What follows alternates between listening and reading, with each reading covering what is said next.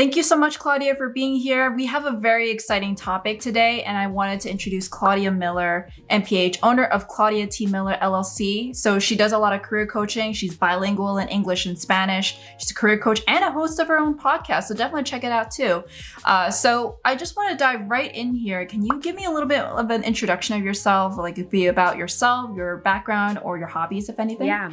So I am a career coach. So I help career-driven women in tech get the jobs they want at salaries they love. And even during COVID, I've been able to help clients get jobs within 90 days or less, and even get jobs with anywhere between 15 all the way up to $100,000 in salary increases. And my background, really, I worked in finance, then I went into education, like higher ed education. Then I went to hospital setting, and then I went into the private insurance side. So I've been able to effortlessly pivot into different industries while still making at least $30,000 in salary increases. But that's before, now I just work full-time as a career coach and workplace expert. What made you make the jump? Was it just like you wanted to do career coaching, or you ended up liking it more? Well, I've always wanted to have my own business. So I started my first business at 25, virtual admin. So I'm like, well, I keep talking about having a business and starting a business, but I haven't done anything about it. And I have a thing about it. Like, I cannot keep saying something and not do something. So I told myself, either you shut up about it or you do something about it, but you have a 3-month deadline. So I started my first business and, learning all the strategies that I know now, it was for personal reasons. I wasn't looking to start a career coaching business. Honestly, didn't even know that existed. So I went on this journey embarked on really how to understand how to get ahead in my career. How do I stand out? How to get noticed and promoted? How can I get salary increases? How can I make over 6 figures before the age of 25? So I did a lot of this research and invested a lot and worked with a lot of professionals because I was trying to find the answers for myself. And through there, I learned so much. And through trial and error, I know what works and doesn't work and how hard it is to do a lot of these things that, I started helping out my friends, and then my friends are referring to other people. So all of a sudden I'm like, well, I still want to have a life and I still have my business. I still have a job. And I got a Business Insider article, like a 4-part feature, and it received over 1 million views in less than a week. So that's when I immersed myself so much into this because I enjoyed it. And that's when I shut down my virtual admin business and then started working with clients in career coaching across various industries and levels of experience. And they kept getting the same result over and over. And actually they started getting better results than what I did, that was the goal. I was looking to refine this process. And last year I was at a crossroads. So I got a job offer at my company at the time with like another 30K salary increase. It was going to be more around marketing, which that's something I wanted to pivot into. And I also could go full time in my business. And I just wasn't sure. And my husband finally said, well, there's no better time than now than to pivot into your business. There's a lot of people that need help, people that are unemployed, that don't know what to do or how to do it. And you're able to help them. Why don't you try your business full time and see where it goes? Worst case scenario, you can easily find a job. So that's what I did. I went full time last year. And since then, been very successful. And it's crazy to think that I quit my 6-figure job in the midst of a pandemic. But you know what? I've actually been doing and been more successful in my business. So, and I'm able to help other people. So that's really how I got here, and then how I'm a career coach. That's an amazing story. I feel like you came in right at the right time too. A lot of people are like, oh, I need to find a job. I need to make sure I have a solid income because of the pandemic. So I feel like you swooped right in and helped a lot of people that way. And I've had my business now for 7 years and worked with hundreds of clients, but now I'm able to help even more people because I've been doing this full time now. Sounds good. So these are some kind of questions I like to ask in almost every single podcast episode. But if you had all the time in the world, what would you be doing? I had all the time in the world. Honestly, I'm always in a growth mindset. I'm a life learner. So I'm always reading different things. So for example, right now I'm learning marketing and copywriting. So that's one. And then I'm also reading like books like, How Women Rise and how like leadership. And that's something that I just do personally. One thing that I also enjoy is dancing. So I do a lot of like salsa, merengue, dancing. So maybe I would do that a little bit more. But honestly, I feel like I already do a lot of the stuff that I enjoy. What things I don't enjoy, if it doesn't serve me, I just don't do them at this point. But that's a good mindset to have. Yeah, so it's like I already do a lot of the things that I enjoy. I guess I would try to include more like meditation and maybe try to do yoga, which I feel like I never have time, but that's a matter of priority, not that I don't have time. But we have a lot of questions here. I really want to jump into being the career side of it. So a lot of our listeners are actually very career driven and interested in jobs at tech and consulting. Have you worked with clients going into those industries? Yes, I would say at least 60 to 75% of my clients either are coming from those industries or are looking to pivot into those industries. Okay. All right. So from those people, what are some common mistakes you've seen people make in the process in terms of like either pivoting into the field or the actual salary negotiation portion of it? Well, first they're intimidated because they're switching industries. It doesn't matter what industry you're coming, even if it's from tech into something else, consulting or consulting into tech, everyone feels inadequate or feel like they have to take a job that's below where they're currently at or take a pay cut because they need to learn. And that's a misconception. That's not true. An industry is just an industry. It's just going to change. Like even if you move it within the same company into a different product line, let's just say you do consulting for a company for their healthcare business, but then you could also, they also have a pharmaceutical business. There's going to be a learning curve there. So instead of stop thinking about it as just an industry and a whole animal in itself. Instead is let's just see like what are the transferable skills that are still needed for this role, not so much industry, it's role, honestly. Because I've had like clients that may be project managers with a marketing company, and now they want to be project managers into tech. And for some reason they're like, well, I'm gonna have to take a pay cut and I'm willing to do that. I'm like, why? You're literally doing the same job just for a different industry. It's a different client. You know that there's project managers that it's like a service of it, and they work with various clients, just like consultants. You work with so many different clients that it's not a matter of like, oh, I've never worked with them. It's need to understand the best practices and frameworks and then highlight those transferable skills related to the role in itself. And just speaking the business acumen. Technology has a different verbiage and words as opposed to someone in like non-for-profit or within the e-commerce page. So start learning those jargon or those business acumen words and then highlight the transferable skills. And then that's really going to help them in that pivot change. And no, you don't need to take a salary cut. I've had clients where personally, I've been able to do this, and my clients have been able to do this as well, where they've changed industries and types of roles, and they still were able to they at least make more. I mean, like, to be honest, my clients, the lowest I've seen is like $15,000 more, but that's because they wanted to. They've gotten job offers for 30, 40K, but I mean, some people just, maybe they just want to work at PlayStation. Like they're really good into gaming or really into gaming, so they don't care what other companies offer. Like they just want to work at PlayStation. So those are the situations, but there's no need to take a pay cut, even if you're changing industries. Yeah, I think like regardless of changing industries or changing roles, that's the part where a lot of people I know are like, oh, I'm going to take a pay cut. Like maybe, I mean, I feel like this is a drastic example. Like you're a doctor, you're probably going to make like, I don't know, 150,000, something like that. And then you're like, oh, I'm going to go into tech, but I have absolutely no transferable skills. But there are. It's just a matter of like a different shift. But in that kind of situation where it's like even the skills are a bit hard to transfer, how would you even take that? Oh my God, there's so I've had actually a lot of physicians, not a lot. I mean, I would say a handful of physicians where they're like, I don't want to do this anymore. And I feel guilty because I went to medical school and everything. I want to work in tech. And there's a lot of opportunities. So they are called industry experts. And no, they don't have to pay cut. They can either make as much or more. And I've seen it where they're sometimes getting paid $300,000 a year. And all they do is come in as an industry expert. So for example, if a tech company is looking to sell Salesforce for hospitals and a bunch of like family practices and clinics, they'll go to the doctor and say, well, how can we get access to these physicians? Oh, well, there's these associations. You can go to this conference. Okay. And what are some of the pain points they might do, or what do doctors really care about that we can highlight for our product or service? Oh, we really care about this. If you can solve this for us, and if your product or service can do that, then I am all ears. And that's literally what they do. They talk about that. They're like, well, how would you reframe this for a physician? If you were to have a meeting with them, how would you reframe this?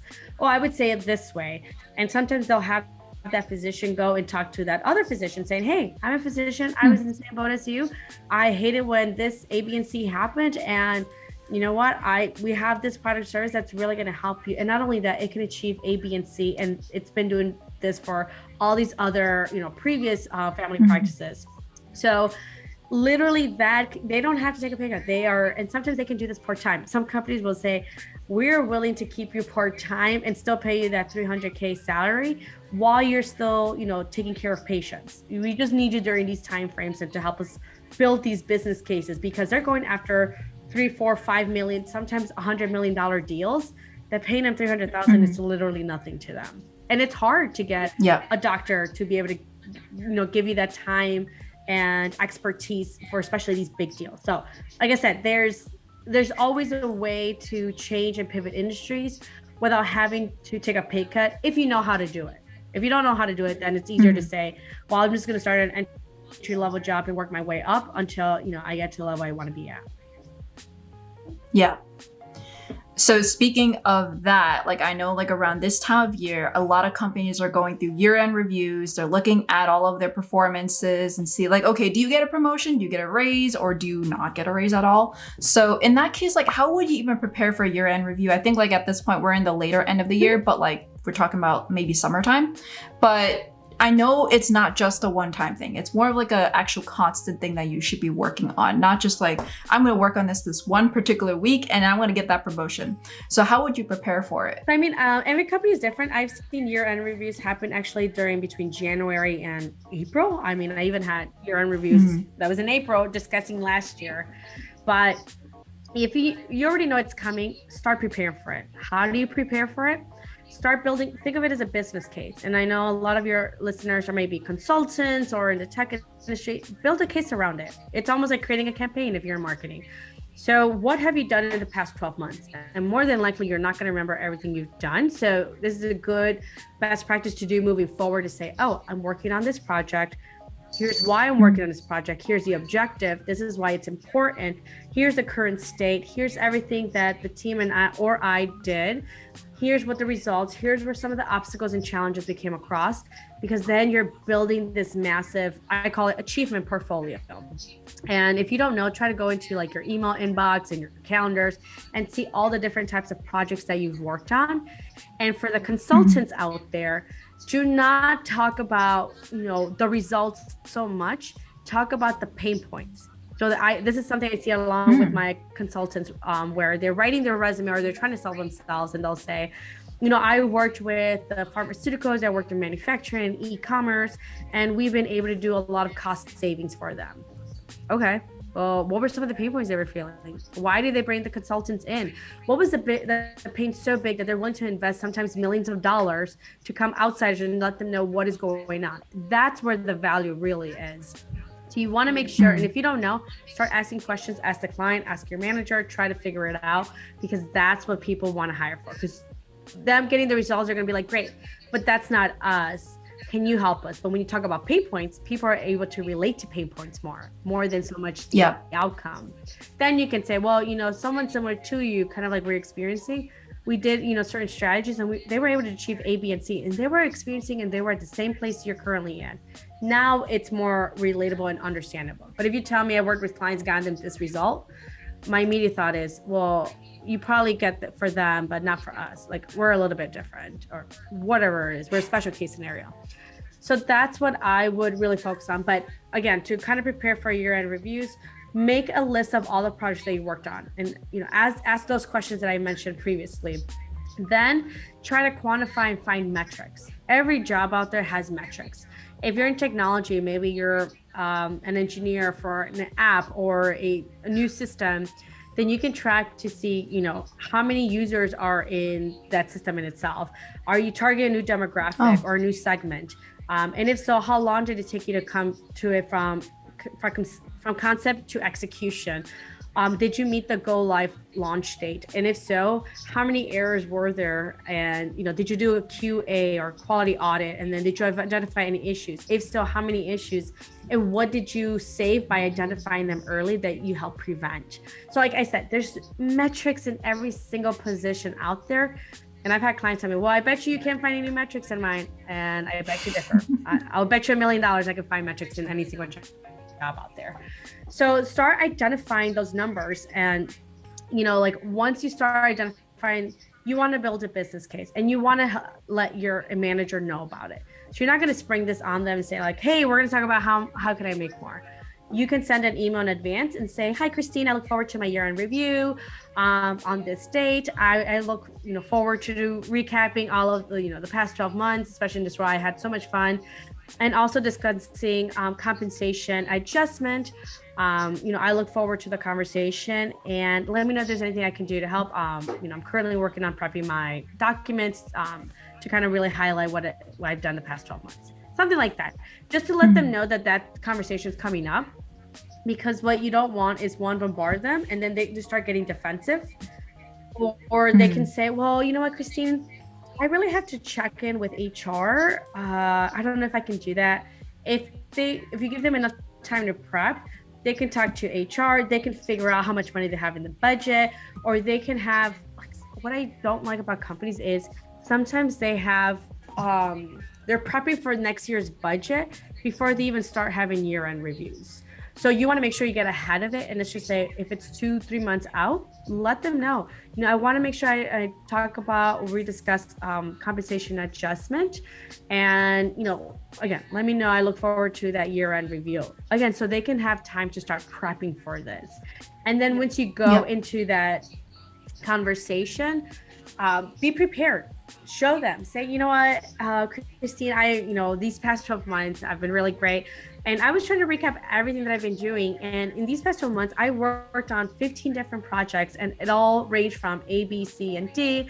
And probably my biggest achievement has been this one, especially when, we came across this challenge or obstacle, but we were able to do this. But also we know what not to do. And we've gained that insight that's really going to help me be even better, in the next upcoming months.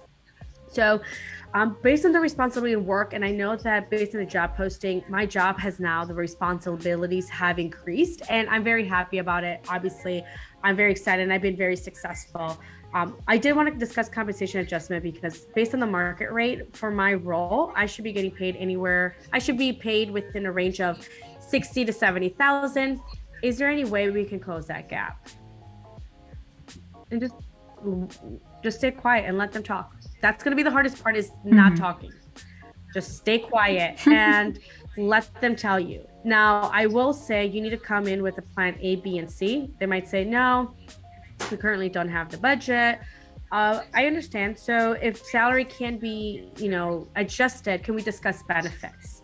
Because maybe you want, honestly, that extra $10,000 to get the certification, that cost a lot of money. So if you have that plan B, then you can say, well, honestly, the reason I wanted this salary increase is because I wanted to be able to take these certifications, which is, a very highly desired skill set just overall in my role. And I know this will make me a better employee, but I don't want, is there any way that we can, come to a number we both agree on that can help me pay for a lot of these certifications? But you need to be prepared. Otherwise, it's hard to have that conversation right on the spot. So, and then the other thing is be prepared. If they say no, which is very likely, I'm not going to say everyone's going to give you a salary increase, but based on the data, 75% of people that ask for the raise get the raise. But let's just say you don't get the raise. What are you going to do about it? You can either, one, say, all right, well, I guess they're not going to give me that. I hate my boss. Why didn't they give that? Did they not appreciate me? Everyone's maybe getting paid more, blah, blah, blah. Or B, are you going to say, well, if they don't give me the raise, I start looking for a job and get paid the market rate. So pick one or the other. I would say if you are going to stay in your job, don't stay there and be miserable and complain to everyone how much you hate your job, how much you won't get promoted, how much you're not getting paid more. Instead, do something about it. Use that energy towards something that's going to actually get you paid. And the rule of thumb is if you're an individual contributor, so if you're just, even if you're just starting out, you should negotiate your salary. I had a client where she hadn't even graduated college. They offered her a full-time job and she wasn't going to graduate until like 6-9 months. And I think it was the offer was at 60,000. She came back and said, you know what? I'm looking for a salary range of 75 to 85,000. Is there any way we can close that gap? They said, well, we won't be able to, we'll give you 70 and we'll bump it up to 75,000 once you graduate. And it was like 6-8 months from graduation. That's like, that was a quick 5-8 minute conversation she had with them. She couldn't realize like how easy well, it wasn't easy, but how quick that was to get a big increase in a short amount of time. While her friends were getting paid 30 to 40K a year, she was coming in making 70, in a few months was going to make 75,000. And she hadn't even graduated college yet. So don't feel like you can't negotiate because you're so early in your career or this is your first time job offer. I've seen it. People have done it. And as long as you do it the right way, like I'm showing you how right now, you'll be able to get those results as well. And I actually, like I did mention to you before, my listeners are mostly college students going into their first job too. And almost every single person I've talked to about salary negotiation, they're like, oh, but this is still pretty good compensation. I feel like I don't have to negotiate. So in the case where maybe they're at market already, at least like for entry level at that particular firm, but they want to go higher just because they have other competing offers, or maybe that they just think that they deserve more. How would you even go about that? The fact that like your entry level, a lot of people think that they don't have much to bring to the table. They do, especially right now. If you're currently job searching, especially those upcoming graduates that, you know, maybe graduate in May or maybe graduated or about to graduate at the end of the year, you do have a lot of leverage. And especially now, of course, the time of recording is like November of 2021. But I have a lot of contacts that are recruiters and hiring managers or HR people, and they're offering something called a retention bonus, even to entry level, where what that means is, Christine, if I hire you and you do what you're hired to do and you stay here for 12 months, I'll give you an additional bonus on top of the bonus, just because I want to make sure that you don't leave somewhere else. That's a retention bonus. That's literally, they have that on top of bonuses. So if your salary is at market rate, you can still negotiate sign-on bonus. You could talk about retention bonus. You could talk about increasing your commission or bonus at the end. Because if it's a percentage wise, you can negotiate your year in reviews, move that up to 6 months, and that accelerates your salary and maybe your promotions. You can negotiate a professional stipend. Like I said, it's expensive to get some of these certifications. I've had clients get $10,000 a year on professional stipend. They can spend it on whatever courses, certifications they want. They can get their MBA. If they want to go advanced degree, they can get that paid as long as they stay within the company for a few years. They can negotiate titles, stock. I mean, there's a long list of benefits they can negotiate if the salary is already at market rate. And again, it's easy to have these conversations when you have a plan. So then I would say, make a list of everything you would want. And you could even Google, additional benefits to negotiate besides your salary. Make a list and then highlight what is it in green, like what you really would like or would enjoy. Yellow, we're like, oh, I guess this would be nice to have, but honestly, if they don't have it, I really don't care. And then red, we're like, I don't care for it all. And then start making a list, like which ones are your priority? If you had to choose top 3, what would they be? And which one would be your top, the next 3, and then the next 3. And that's really your salary compensation plan. So we have plan A, B, and C. So if they can't meet us at A, we can start discussing B. And if that doesn't happen, we can discuss C. And usually by that point, they're like, all right, clearly there's nothing here. Then you have a choice. Do you want to stay here or do you want to go elsewhere? So a lot of my listeners are also in tech. And this is the part that, because I haven't actually worked at a tech company, specifically in startups or big tech, this is the stock portion of it, the equity portion of it. I think this is so confusing for a lot of people of like, should they go for a base pay increase? Should they go for bonus? Should they go for equity? Like, how would you even approach that? It is confusing. I definitely understand that. My 20-year-old self would be like, I have no idea what the hell this means. But it really depends. And I hate to say that answer because I hate when people tell me that answer. Well, it depends. Depends on what? How do I know? Well, it depends on the company. If you're working for Google, Yeah. or like where their stock is at $1,800 for one stock, yeah, you probably want to get stock more than base. And if it's a stock that keeps increasing in value, I'd rather get stock over salary. Now, my belief is I want salary and stock. Why do I have to choose? I want both. Like, it's possible. Mm-hmm. So I would go and look at that. Now, if it's a company where their stock is at 8, 12, $15, and it's just not, it's a new company, honestly, I wouldn't care so much about stock. And it really depends, because sometimes they have an employee stock purchase program. What that means is you buy the stock with your paycheck before they take out taxes. So it makes it seem like you make less, therefore you're a lower tax bracket.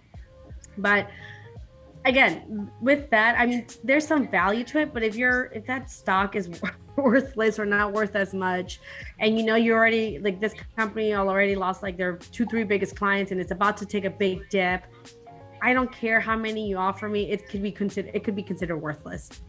Same thing with some of the options.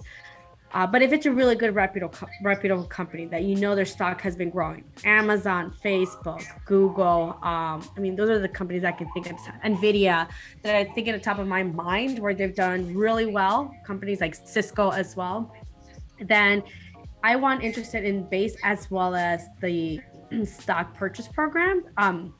The stocks within that company itself, because sometimes they're worth more. I had a client where they are in tech company. They got offered, I think, around 250,000. And at the time, I think it was around, I don't know, honestly, I can't remember right now, like 1,500 stock options, or stock vesting schedule was for 1,500 stocks. That now that is worth around 1.3 million or something like that. It's crazy, but it wasn't worth at that time. But there was such heavy growth within the company itself that they're like, I don't care now about my $250,000 salary. I'm happy that how can I get more stock? Just give me more stock, because it's growing in such an exponential way that's worth more, that it keeps tripling, quadrupling in value, every year or so, that I'd rather get more stock than actual salary. A 10, 15, 20K salary increase means nothing when I could be getting an extra 300 to 400,000 every 2 to 3 years because of that massive growth.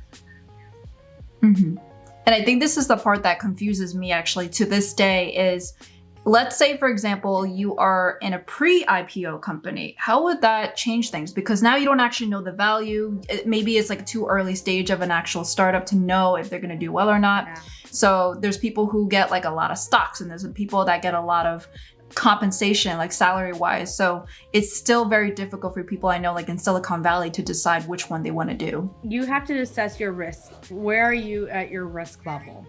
If you're like, because honestly, they can say like, we'll give you 10,000 shares, Christine, and then once we go public, you can convert that. And what I'm like, okay, what if they become a penny stock?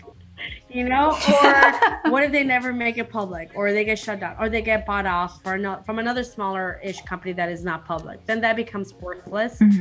And I've also seen clients where they became, overnight millionaires because they work at a startup, they offer them shares, they went public, and all of a sudden they have, $1 million or $2 million. Now that's not enough to retire for most people, especially in like big expensive cities.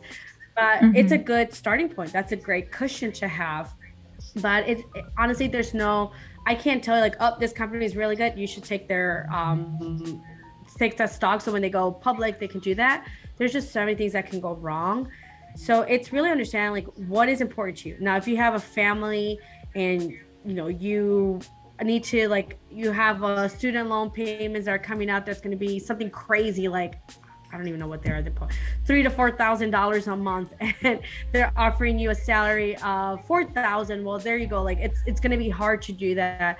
I would rather you focus and actually have some good stable living where you can afford food and rent at the same time, and then maybe some other few things. But it's really assessing that. And like I said, I mean, there's people, especially in Silicon Valley, where all they do is they want to work at startups and get equity, so that way. But again, that's a risk in itself. But then, eventually one of these companies out of all of them will like make them big and make them millionaires. But still, I mean, there's also different ways, like you can work with, I guess like do some like investing, and then we're going into something different else, but it's all levels of risk. And honestly, no one can really tell you, and if they are, they're probably lying, of how to do that. But it's more of like, what do you want? If you want to get your hands dirty and wear multiple hats and learn a lot aggressively, definitely go for a startup. And if they make it big, great. If not, then you've acquired all these great skill sets that you can bring into various different companies and roles that might interest you, and then end up paying you more as well. Yeah, that definitely helps. I feel like a lot of people are always going to be in that limbo, no matter where you are. Like, for example, you're going for a house or something like that. I don't know how much weight stocks will hold, but that is also a consideration. It's like, where in the life stage are you going to be at? Yeah, I mean, there's companies out there that were worth a lot and had great value in stock, and now they don't exist. No one, like people, my sister and other younger people wouldn't even know the name of the company itself. But at one point they were at their peak. So it's really hard to say. But I mean, what I would say is, if you go into a company, try to already beforehand reach out to people within that industry and tell them, like, what do they do? Like, how do they handle these types of conversations? Because it is very different across industries and types of companies in itself. All right. So this is a question I feel like, let's say, for example, you went through your year-end review, or you didn't get the job that you wanted to get, but you got this other one. And now that you have actually come up to this job, you're like, I still think I'm underpaid, but my year-end review either didn't do so well, or maybe that it wasn't going to the rate that I want to go for. How would you even bring up this conversation when it's like not around the time around performance review or whatnot like that? Because I feel like this is where it's uncharted territory, especially for a lot of women. They feel like, oh no, I don't think I deserve it. I feel like whatever they provided is what I think that I deserve.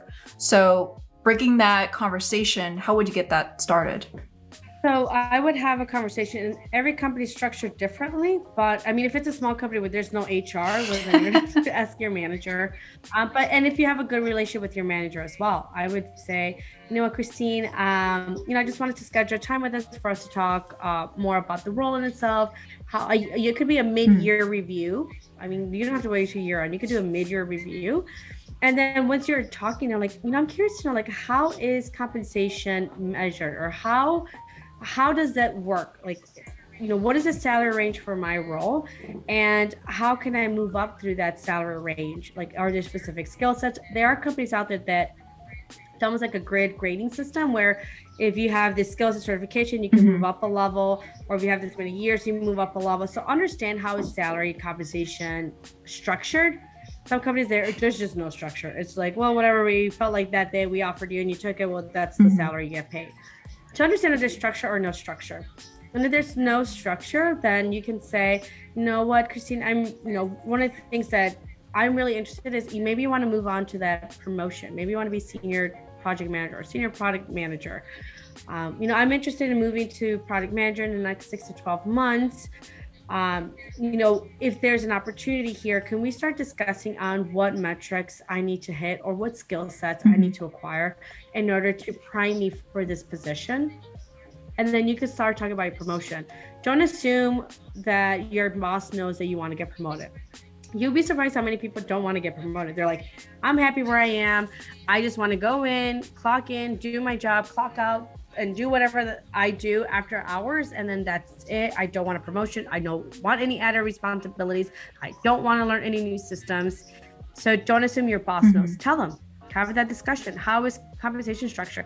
How is promotion structure? And they're like, well, I'm not exactly sure. Then go into your HR person. Say, hey, I tried to talk to my boss. They didn't know.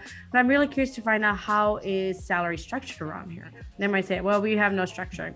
Okay, well, I'm looking to get promoted and I really want to move into the role. Do you have any recommendations on, what you've seen from your expertise and experience on how people have gotten promoted? Or is there a promotion structured within the company? And like I said, some companies do, some companies don't. And now you have insight. If there's none, well, what measures or what do I need to do in order to get to this role? And if they still say, why, we have no idea. Well, then start looking at that job postings for that role you want to go after, and start assessing skills you have, skills you are kind of weak at, and which ones you don't have. and start trying to at least get some type of experience or foundation on those skills you're not as strong at for your next upcoming role. What are the do's and don'ts for that? Because I feel like I can already imagine a lot of don'ts, like, hey, I'm being underpaid here, give me more money. I feel like that's a don't. Maybe it's not, who knows, but no, it's a don't. So what are your do's and don'ts when it comes to breaking this conversation about not being happy about your compensation, or just in general, like maybe your title or responsibilities? I'll give the caveat again. I hate when people do this, but it really depends. It depends on your personality. It depends on your manager's responsibility or personality, and then the company structure as well. Where if you are a teacher at a school, there's literally a very rigid grid system. If you don't hit this many years, we cannot promote it. It's state and federal. So I would give that caveat. But the big don't is don't demand. I need or I have to. Don't demand at all. 2, don't say, well, I found out Christine makes more money than I do, so I think I should, get paid as much as Christine is. Don't make it about another person, because they can easily say, well, Christine, actually has a certification, or Christine actually majored in this, or Christine has actually experience in that. Do you? And all of a sudden, if you don't, then that disproves kind of like your the ammo you were using. So don't demand, don't base it on somebody else. Don't use it on personal experience. I'm a hard worker, and I think I deserve, and I'm such a great team worker. To me, that doesn't justify. It's a business case. Hey, I bring in at least $3 to $5 million in pipeline every single year in sales. So, and what the market rate is paid for the skill sets that I have, it's around 100 to 120,000. How can we close that gap? That's very different. So always lead with value, and then ask, and practice it. You can't go into a negotiation conversation.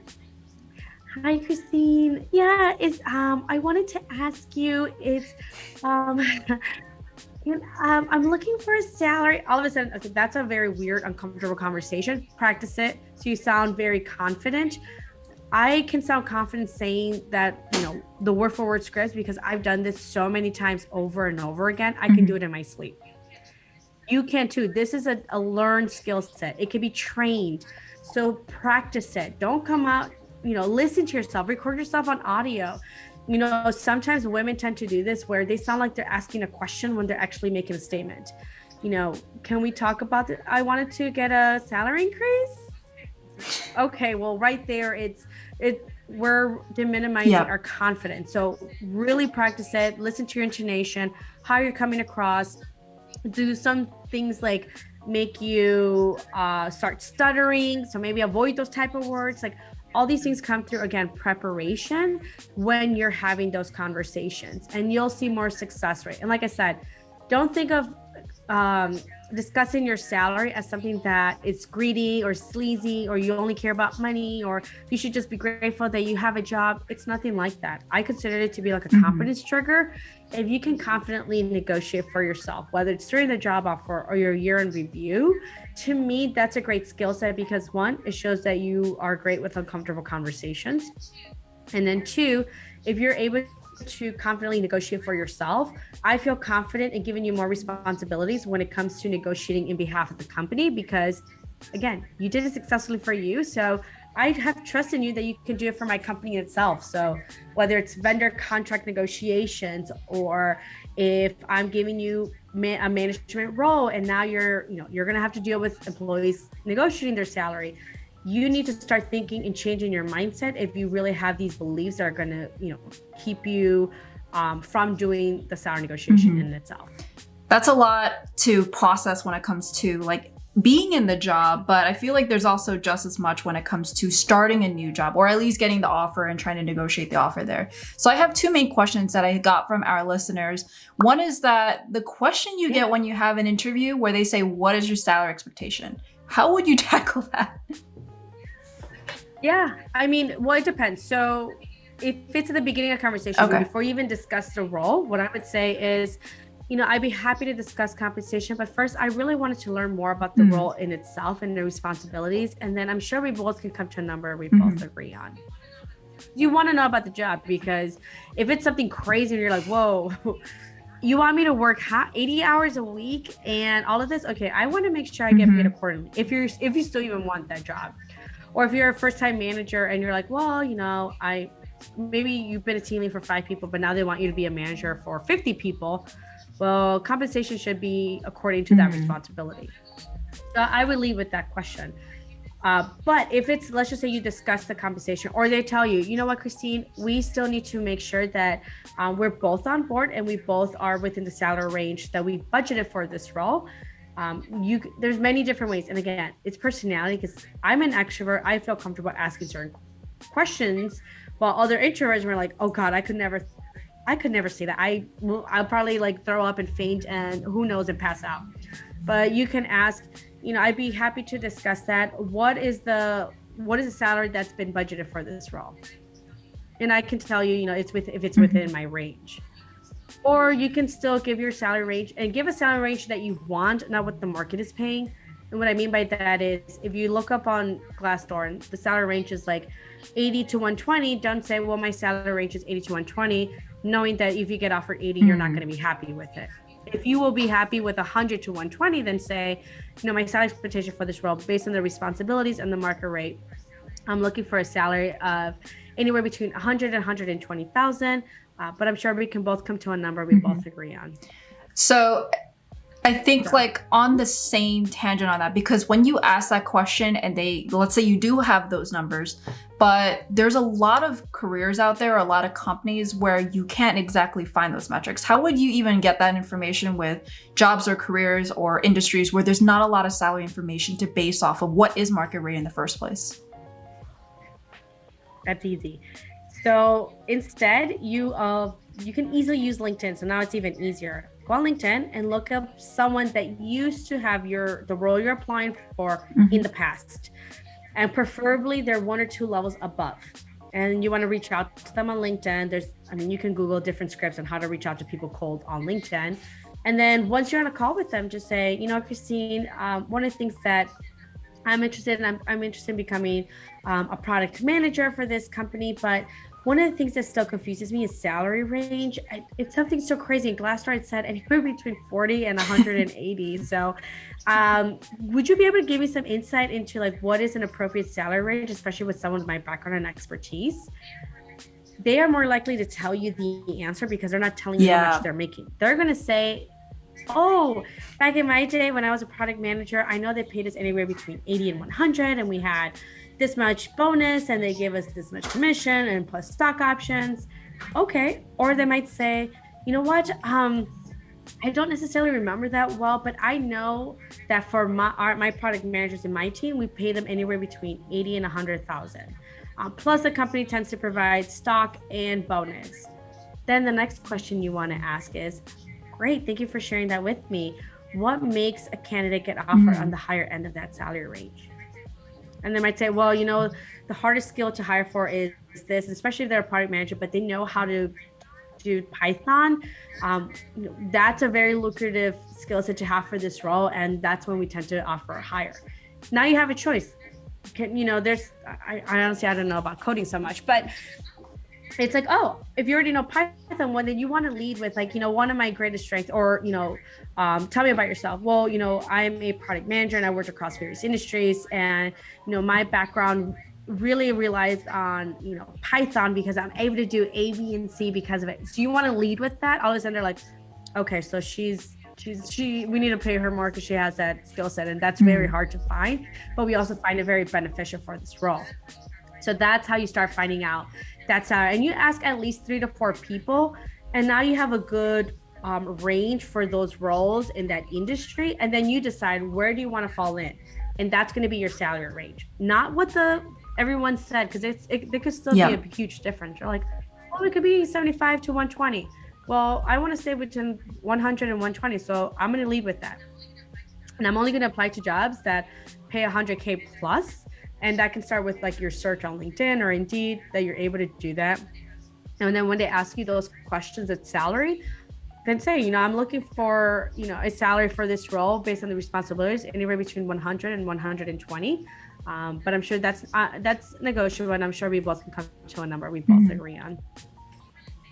you really say that to make it seem like, hey, I am willing to, because what if they offer you 90, but 10,000 sign-on bonus and plus another retention rate of $10,000 at the end of the year, plus this much in stock, then you're like, well, I don't care, I'm making 90. I'm still making over 6 figures when you add everything up. So that's why you want to say that towards the end, because companies, they have different ways of paying you. And in my point of view is, I don't care if you pay me in pennies. If you're paying me what I asked for, I'm more than happy to take it. And I'll let you figure out what is the easiest way for you to pay me this much. Wow, that's definitely an interesting way of approaching that, because like the way I was thinking of is like go to like a somewhat similar role and then go for the market rate of like that particular region. That it may not just be that company, but it could be that region. So that's why I was like, oh, that's a different way. It actually does also help you out, because when you go for a new job, you also want to do some networking too. You want to learn about the role. You want to learn about what's hot out there, what maybe is like something you should work towards. And that would just be like killing 2 birds with 1 stone. Yes, exactly. All right. So for people who want to learn more about salary negotiation, resume writing, or career coaching and whatnot, do you do one-on-one coaching, workshops? Like what do you currently offer? So I do resume cover letter writing, and along with that comes like how to optimize for ATS, how to optimize for LinkedIn, since LinkedIn is a huge part of the job search process, at least for a lot of the jobs, that your listeners are using. Yeah. Now, if you're a truck driver, beautician, esthetician, LinkedIn is probably not a good usage for you, but for most roles out there, it is. And so I do resume cover letter writing, LinkedIn optimization. I do interview coaching, where I do mock interviews, and within 2-3 weeks, I'll have you master your interviewing skills. Where, I mean, I've had clients where they get same-day job offers from big companies like Amazon and Google, just because they did such a great job that they don't want to lose this candidate. So they're like, we had a few interviews scheduled, but we know we want to hire you, so we're gonna just give you the job offer. And if you can let us know within 48 hours, we'll even give you this extra bonus as long as you stop interviewing with everyone else. So like, that's kind of like the situation, the work that I work with my clients. And then there's other levels where it's career coaching, where it's, hey, I need help with everything. I don't know how to navigate the career strategy. I don't even know what kind of job I want. I don't know how to figure out salary. I don't have any networks. I really don't know anyone in this industry. I don't know how to interview or write a resume. Well, then the career coaching can help you with everything. I'm with you every step of the way, every step of the process. And even if you were to say, Claudia, the recruiter told me they were going to follow up with me on Monday. It's now Wednesday. What do I say? Well, then I literally give you scripts. I'm like, here you go. Just copy and paste and send it over. That's it. I try to make it very easy for everyone in order to get results. So that's the services that I'm offering. And now I'm working on more affordable workshops as well, where, like for example, right now I'm doing a nail your next job interview overnight for a workshop, $19. I want to make sure that it's accessible to people. It's still, you're probably, well, if you want it accessible, you should have made it free, Claudia. Well, if I make it free, you're not going to join it. There's so many things out there that I'm like, oh yeah, it's free, or sign it, give your email to get this freebie, and I give my email that I never check, and then I'm like, all right, I open it and then I never look at it again. So that's why, it's $19. It's a quick investment, but that'll be enough to be like, okay, maybe I should join because I did pay $19. So let me attend this workshop and get something out of it. So I am working on like these smaller workshops where it's a little bit more attainable, and you're like, well, let me see what Claudia has to bring for $19. And if I like her, then I'll continue working with her in other aspects of it. So I'm also providing those types of services for people that, may, like I said, may want to know, like, is she the right fit for me? Is she the right personality? But yeah, those are different ways that I work with clients. And through all of it really is a form of salary negotiation, whether it's I coach you during the interview coaching, or I up-level your branding within your resume cover letter, that all of a sudden you do get interviews for those more high-paying jobs, or career coaching, where I work with you every step of the way to really, make you the most top sought-after candidate, where you can outbeat the competition. So how could people sign up for this? Is it on your website? Is it email? So they can go to my website, claudiatmiller.com. So T as in Tom, claudiatmiller.com. They can schedule for a free career strategy call with me. It's usually 30 minutes. And I'm just asking you questions to figure out, one, can I help you? And two, will my services be able to get the results that you're looking for? So it's all in my website. All right. So I'll also provide all the links down below in the description, either in the video description or in the podcast description. So I do have a few last questions, and I love that you're a woman of color and you're empowering so many others to get their dream jobs.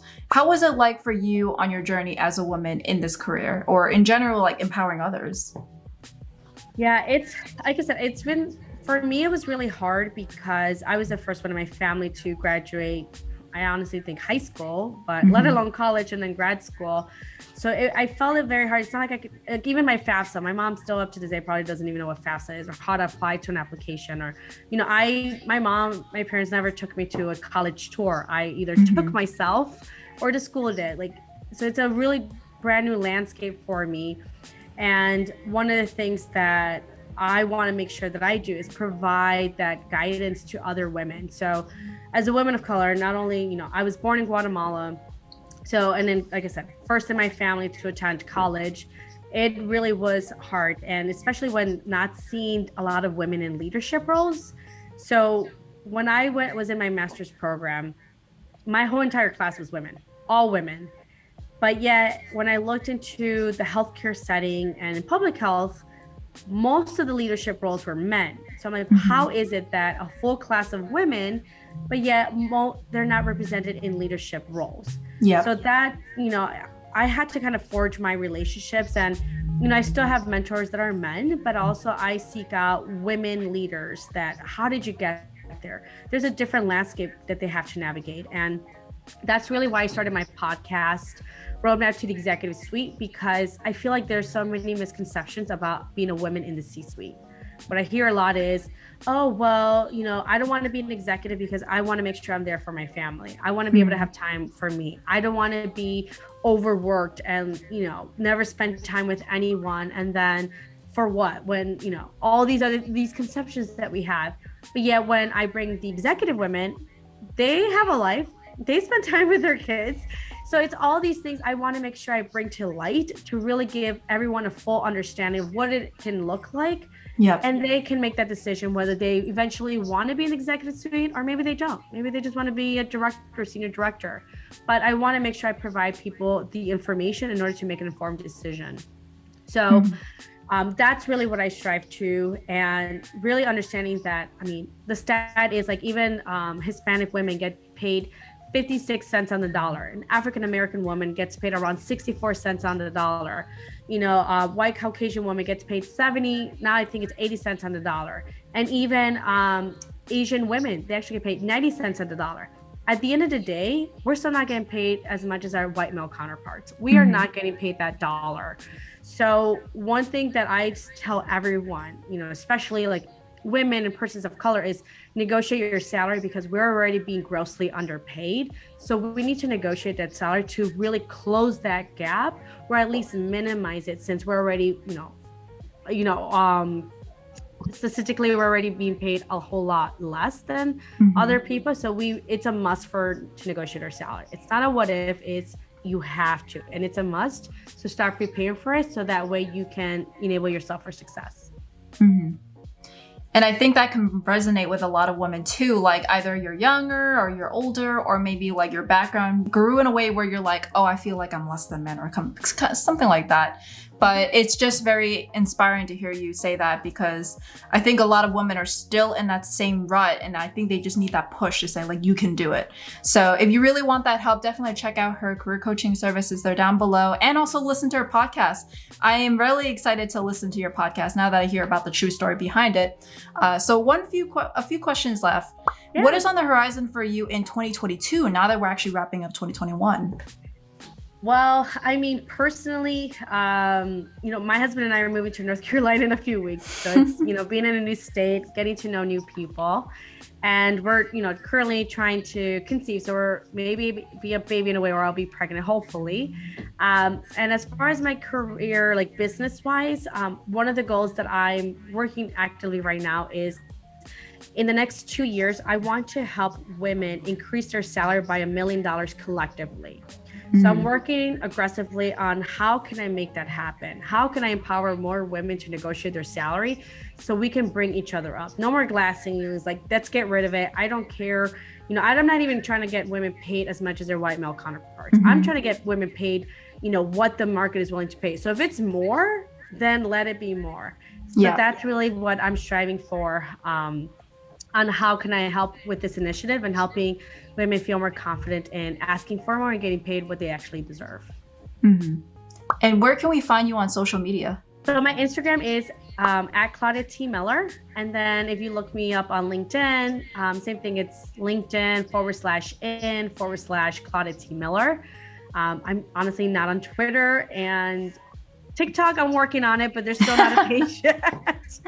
But yeah, I think those are the best ways: LinkedIn and Instagram, or check out my website. And then through there, you can find a lot of my different free resources that I provide and share with people that are interested.